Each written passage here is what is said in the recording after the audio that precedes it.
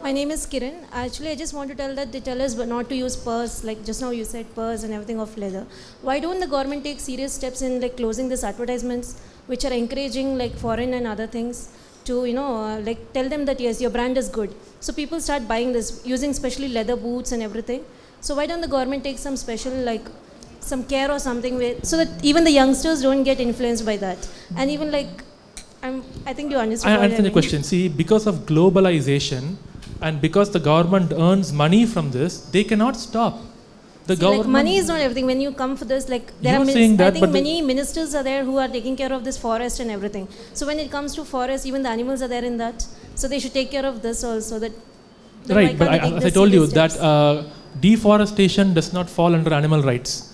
Animal rights cannot handle deforestation. Just like how human rights cannot answer deforestation, animal rights can answer that either. Animal rights can just help us prevent happening pain by being vegan.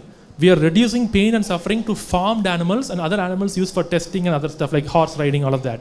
Why the government does it is something you need to ask the ministers and the government. Now, will there be good people in the government? I agree. I'm not going to say everyone there is corrupt or bad. That's not that. But we live in a day and age where money is everything. And if I told you right now that there is a cow here, and if you said yes right now, you will get 2 lakh rupees, but she will be, cut open and slaughtered horribly. Will you say yes to it? No. You will not say yes, but there are people who will say yes. So my job as an activist right now is to find those people who will say yes, or even those who are thinking, should I say yes or no, or people who are supporting it without even knowing and try to change their hearts. You mean that if the activist group is like in all over India, if the activist group is strong, they can change anything? That's what you mean, like, because manufacturing, there are everywhere it's going on. So because of 1 or 2 activist groups, we cannot change the manufacturing. True. So what are the other steps? Sure, I'll answer you. It's not about activist group. It's about being vegan. Being vegan is the most important of all things. If, let's say, 10% of the population of India is vegan, hypothetically, okay, let's say 10% of the population thinks like me. If there is 10 crore people right now thinking like me in this country, there will be huge protests. There will be huge campaigns done to somehow shut this down. And that is when we'll protest. You cannot protest. See, imagine if I'm standing out on the road with 5 people shouting something. Who's going to listen to me? Who's going to bother? When we do a protest, we need people who genuinely care about the issue to come forward and stand there no matter what and try to get resolved. Now, if suppose something bad happens to a child tomorrow, like child abuse, there will be thousands of parents on the road. Because why? They care. But how many of them care for animals right now? Not too many, which is why, as an activist, I'm trying to get people to care. Now, this will not happen in my lifetime. I may not see this happening, but if I can probably convince, let's say, hypothetically say 1 lakh people to go vegan in my life, when I die, those 1 lakh each will probably make another 1%. It will become 2 lakh, 4 lakh, 8 lakh, 16 lakh. And once we reach that huge number, there will be a tipping point for it. So, veganism right now, on an individual level, by being vegan, you are reducing the demand. See, this is a capitalistic society. Supply equals demand. If there is demand for milk, milk will be supplied. If there is demand for dog meat in this country, dog meat will be supplied. There is no denying that. We right now demand meat, cheese, milk, eggs, and honey. You mean that commerce is more strong than the humans and animals over there? Of course, yes, that's the driving force. So how to overcome that? Because everywhere we cannot form a group of activists and everything. So there are many activists like myself and even from abroad, when they first heard that this is happening to animals, they ran into the slaughterhouses, they pushed the people, they broke the cage, they took the chickens, 1 or 2, and they came out crying. Next day, they were in jail. Right now, when there is so few of us, we can't do anything.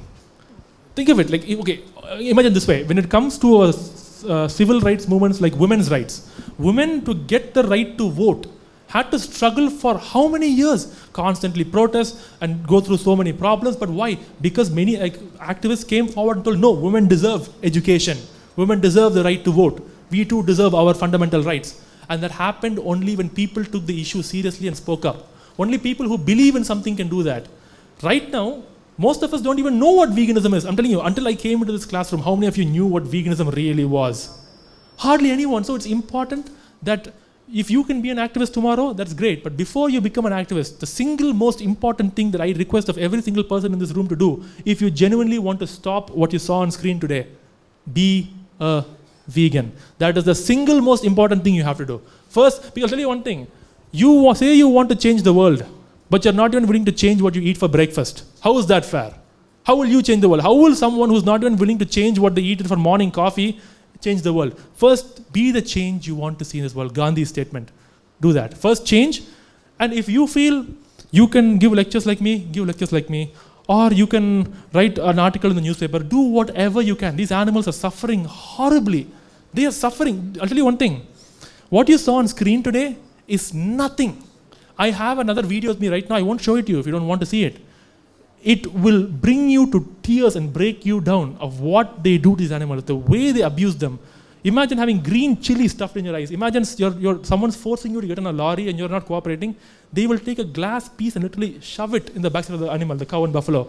You have no idea how these animals suffer. They are suffering so much. Do whatever you can.